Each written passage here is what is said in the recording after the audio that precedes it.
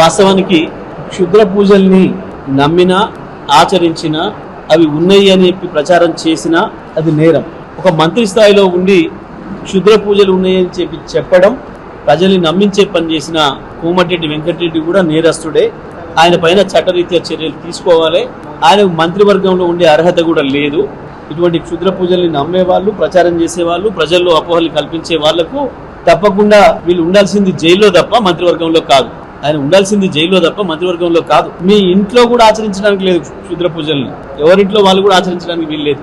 అవి లేని మహిమలు ఉన్నాయి అని చెప్పి ప్రచారం చేసే హక్కు ఎవరికి కూడా లేదు. అది సమాజంలో ఒక చెడు పొగడల్ని తీసుకొచ్చే సంప్రదాయం. గతంలో మనం చూసినాం, మనం నెల 2 నెలలకు ఒక వార్తనే వినేది. గతంలో ఈ క్షుద్ర పూజలు చేసిరన్న వాళ్ళను ఊరంతా కలిసి చంపేసిరని రకరకాలుగా. మరి కోమటిరెడ్డి వెంకటరెడ్డి కూడా ఇవాళ అటువంటి జరిగినాయి అని తెలిస్తే మంత్రిగా అదేందో బయట పెట్టడం నీ బాధ్యత.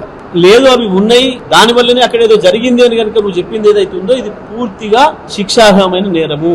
కాబట్టి నేను వెంటనే డిమాండ్ చేస్తా ఉన్నా ముఖ్యమంత్రిని, కోమటిరెడ్డి వెంకటరెడ్డి తన వ్యాఖ్యల్ని ఉపసంహరించుకుంటాడా, ఎటువంటివి లేవు, పూజలు ఉండవు అని చెప్తాడా, లేదా మంత్రివర్గం నుంచి తీసేస్తారా ముఖ్యమంత్రి నిర్ణయించుకోవాలి.